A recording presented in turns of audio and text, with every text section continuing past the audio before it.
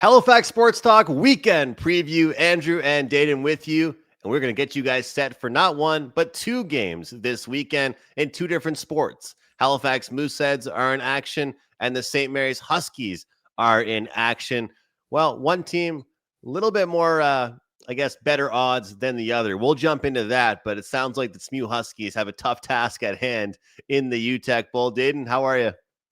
Not too bad, not too bad. Andrew, we got some snow here in Nova Scotia. Just a blanket, just a blanket. It was all gone by the end of the day, but I made sure to make a phone call and get the snow tires on. Good call. Good call. I mean, we were joking around about, the drivers in Ontario. What was it, like 350 accidents the first day of a snowfall?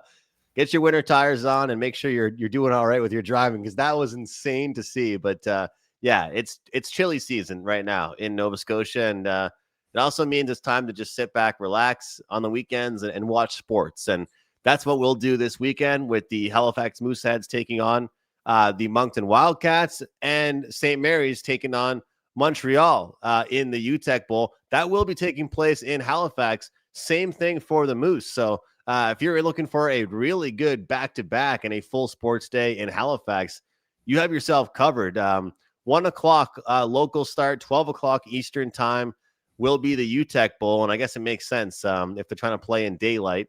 They don't want it to be under the lights. They got to start early. You got to start early with how dark it's getting right now. But let's start with the Halifax Mooseheads. We've talked about them playing some Quebec opponents. We talked about them playing some divisional opponents. They've seen Moncton already a couple times here. Before we jump into this matchup, what do you expect overall from the Mooseheads, and what have we've seen from them so far this season against Moncton? I believe they did have the home and home, right? Yeah, they had one home and home, and then they also played them at home once more, and it was kind of what I expected. Some close matchups. Obviously, Halifax coming away, they have the series lead, or the season series lead, 2-1 right now, and many people are probably surprised at that. I know two of those matchups didn't have Caleb Desnoyers in them, but even the last matchup where Caleb Desnoyers was in the lineup, it was the first game back for him. Halifax was able to take that one. So I think for Halifax moving forward, it's kind of just putting those, like the last road trip that they went on in Quebec, it was kind of a tough one. They came back, they played Charlottetown, they went 1-1 with one of the best teams in the league, something to look up for. But I think with this game against Moncton, it means more in the standings, and it definitely might mean a little bit more to the Wildcats as well, being 3 points behind Halifax, needing to get closer to them with a win. They get right behind them, 1 point back. With a loss, moves Halifax up to at least 5. If Moncton can catch a point there, maybe take it to overtime, they move 3 or 4. But still, I think it's a huge game for Moncton to try and catch the Mooseheads in the standings this weekend. And looking at this Mooseheads team, as we keep talking about it, been a lot of close games, but also we've seen some defensive struggles pop up a little bit here. And against Moncton, you do not want to have to rely on your goaltender, right? You got to park it back, be good defensively, be good in your own end. But it's a big game here. And I guess we talked about the home and home with Charlottetown last weekend. Circa got the win. Brisson didn't get the win, but he stopped like 42 of 46, I think it was. So Brisson, of course, going to be the starter. I guess I shouldn't say of course, but we think he will be here. Hopefully they can do better in front of him in this one than we saw that he had to deal with last Saturday or Sunday at Scotiabank Center. Yeah, Nick Circa has been a wall for the Mooseheads with a 4-1-1 record, but I think in this game you have to go to Brisson. He's your veteran guy. He's a little bit older. He kind of kept you in a lot of games, even though, like we talked about this, the Mooseheads haven't really been in a game where they've got blown out. So even in the games that Brisson has lost, he's 7-5. So in the 5 games that they have dropped, they haven't really been blown out of the water anywhere. And his goals against average and his save percentage might not be the best in the league, but it's not anywhere near the bottom. So I think the Mooseheads are fine when it comes to the person that they put in between the pipes. But obviously, I think Brisson is the smart choice going forward, especially when you have a guy at the end like the Moncton Wildcats have, like Rudy Guimont. It's definitely going to be a tough task, but, the Mooseheads have been there. They've done that before. They've potted 5 on them. I think it was the second matchup of the season. They potted 5 on Rudy Guimont, so it'll be tough for either team to kind of take the upper hand. I think it'll be a tight, close matchup all the way till the end of that final buzzer at 60 minutes. And I wonder how important it is for the team to put forward a good effort with the road trip coming up, and with, looking at the schedule. Good news is for the Mooseheads, they do end up playing a couple games in December and closer to Christmas. But maybe there's like that point of emphasis. Hey, let's take care of things at home ice here. This is no easy task against the Moncton Wildcats, but let's get the job done here at home ice. Well, you want the fans to kind of, if this is your last game until until December, the end of the month, go on the road for 5 straight games. You want to give yourself a little bit of confidence going on the road. They know they can play at home. It's just a matter of fact of getting the 2 points against Moncton and kind of giving them a little boost to go play on the road. Because if you start that road trip off with a loss at home and then you're going next weekend, you're thinking, all right, so we're only 1 point up on Moncton. We've got a little bit of work to do to regain that space and that lead in the standings. To myself, if I'm the Mooseheads, I'm just trying to take care of this one game against Moncton this weekend. Look ahead to the road trip because you do have a game against Quebec. They're not at the top of the standings. Shawinigan as well, not exactly at the top of the standings in the Western Conference. It's only that game against Chicoutimi that's really giving me the jitters. And then you look on to that Newfoundland road trip. So 5 games on the road until the Mooseheads are back home, but I think it might not be as tough as it seems if they can start off with a win here this weekend against Moncton. Yeah, protect home ice and, keep doing what you did. Go on the road, put some goals up on the board, and keep games close as all they can ask from them. We keep talking all year long about how young this Mooseheads team is. So as the trade deadline gets closer and closer and maybe the coaches start thinking about it, what do you think's the message here from this team? I think that when you're this age, like average age, the recipe, I think it might be one of those things. It kind of reminds me a little bit, and here we are, 7 minutes in, and I'm bringing up the Montreal Canadiens like I do on most of our shows, but kind of reminds me of the Canadiens last year where they didn't go out and get anybody, but they didn't sell anybody off either. And I kind of feel like that's the case with this Halifax Mooseheads team. They don't want to sell pieces off, maybe, but they're not going to be heavy buyers either. I could be wrong, but do you get where I'm coming from? Like, they're not really in the positions to be the biggest buyers in the world, but maybe they reward their team by not being the biggest sellers by any means either. Yeah, if you are going to go into a trade deadline and do anything this season, if you're the Mooseheads, I think it would be to acquire another 20-year-old.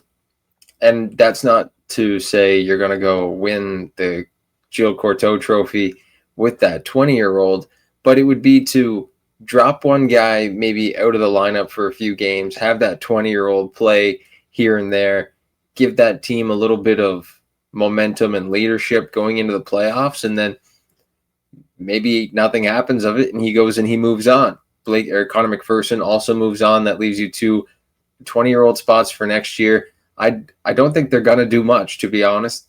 Like you said, to sell would be kind of a disappointing thing to see. If you're a Halifax Mooseheads team at this point of the season, you're making the playoffs. There's no doubt about it. If you go to the playoffs, but you get rid of one of your better defensemen, like a solid third or fourth D-man, or like a solid third liner that could really help you and score a couple goals, that it's kind of detrimental to your team. And I don't think Brad McKenzie or anybody around that Mooseheads organization is really willing to do that this season. So I think it'll be tough, but the Mooseheads will get it done with what they have this season. And it is about the future. It is about the future. And when you're a cute team, you want to build, but then there's that one spot where you are going to attack the open market, be buyers at the deadline. And for right now, I'll tell you what, they're putting fans in seats. That's what this Mooseheads team, and non-biased, look, watching games, going to games, this Mooseheads team is exciting right now. And with young players that are making a difference and finding the score sheet every night, it's been fun to watch. So we'll be very curious to see what they do there. But like you said, leadership, get a 20, get that older kind of veteran presence in the lineup for the second half of the season would not be a bad thing whatsoever. But Halifax and Moncton should be a great one this weekend. you found a tweet here from Mavs. You answered him. We all know, if you guys are listening to this and you're from Halifax, you should know Mavs Gillis, of course, from Eastlink, and does all kinds of great Halifax sports content. He was talking about the ability to potentially have an outdoor game here. What do you think? Well, I saw this tweet from Mavs, and I immediately said yes. Because I saw this, and the first thing I looked at was, okay, if you're going to have those 4 CHL teams together, it has to be before December 12th, because that's when all the good talent goes to the World Junior Camps. This year, it's starting a little bit earlier on December 12th. So having it end on the 7th is kind of perfect. And then you get like the university, you get the North American League. Obviously, we don't have the North American League, but that could be perfectly replaced by the MHL versus Quebec Junior Hockey League. 2 Junior A teams out, or 2 Junior A All-Star teams from out east coming together. Maybe throw SMU versus Dal in there. Maybe throw the Halifax Max versus the Dartmouth Steel Subaru, a U18 AAA matchup in there. Who knows? You could do anything. You could have some concerts. We saw how big Halifax and the young people around the city came together this year for, what was it, the Magnetic World Festival downtown Halifax? Yep. I was in Toronto, but I saw people going to that like crazy. It was like, you can't tell me people around Halifax wouldn't absolutely love something like this. I think people will get around it. The city loves getting around special events like that. I think it'd be really cool. Love the idea, and love the response from you, because I think it's going to be really, really good. So I think that when we look at this opportunity for an outdoor game, I think that it would be one of those things where you'd have to get the best possible rivalry that you can. Like the best possible rivalry that you can think about. Like, how would you feel about, like, you know, instead of maybe sacrificing one home game at the Scotiabank Center, you do a Mooseheads versus Eagles home game. That's an outdoor game. That'd be kind of cool, I think. That would be insane. They do a New Year's Eve game. They call it the Battle of Nova Scotia. I have the jersey right behind me, and I think that would be actually something to switch up. You could switch the Battle of Nova Scotia, the Halifax Mooseheads and Cape Breton Eagles game, take it from New Year's Eve, move it up until like, or whenever this is, January or November 28th to December 7th, and you could slot it in right there, or even just do 2 battles of Nova Scotia in the same. Like nobody's going to care. They're going to love it. I love it. And people will get behind it. People get behind it. So, yeah, I would love to see it, and I think that the city would definitely back it up. So, at the Wanderers grounds, it's tough. It's tough to imagine that at the Wanderers grounds, but that would be the place for it to take place. All right, switching sports here to football. We talked about it before. The St. Mary's Huskies have been dominant in the AUS division.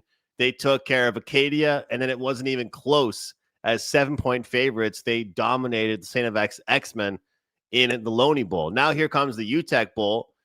The Huskies are hosting it at Huskies Stadium, but they find themselves as massive underdogs. And, you know, we often talk about certain divisions and certain maybe conferences that are stronger in some sports than others. Well, we all know for different reasons, and I'm going to say eligibility years is probably one of those reasons. The RSEQ has done favorably. Let's put it that way. And they've done very, very well for many years. So St. Mary's Huskies find themselves, according to Coolbet Canada, as plus 23.5 point underdogs. But the funny thing is, the total is the exact same total as it was last week at 44.5. So that to me is pretty interesting looking at that. I mean, when you look at this Huskies team, they've had an impressive season. They put up some really good numbers. Looking at all these stats here, and of course, this would be within their own conference, but number 1 in Canada in points allowed per game, number 1 in interceptions, number 2 in total yards allowed, number 2 in passing yards allowed, number 2 in rushing yards allowed. But you got to ask yourself, is a lot of that just due to the weaker competition that they played? Maybe they were just the top echelon of a poor conference. For Montreal, the Carabins, looking at them, 5th in points per game, 6th in yards per game, 4th in passing yards, and they are led by the RSEQ Rookie of the Year, who set a program record with 19 touchdown passes. Yeah, Dayton, it's definitely an underdog role here for this Huskies team. But when I look at these stats, I'm thinking to myself, well, the Huskies can't be that bad. Like, look at the numbers they put up. But I guess it goes to show that maybe they're good, but also the competition around them wasn't very good. What do you think? Well, I don't know. It's just for me. I go to the RSEQ and I look and I see teams like Laval, teams like McGill, teams like Concordia. I know Concordia doesn't have the strongest football program, but their sports programs are always good. But I'm looking more like Laval, McGill. Those teams have been to the Vanier Cup multiple times in the past, like few seasons, especially Laval. When I think about it, I went to Acadia. I was at Acadia the other day, and just the vibe around it.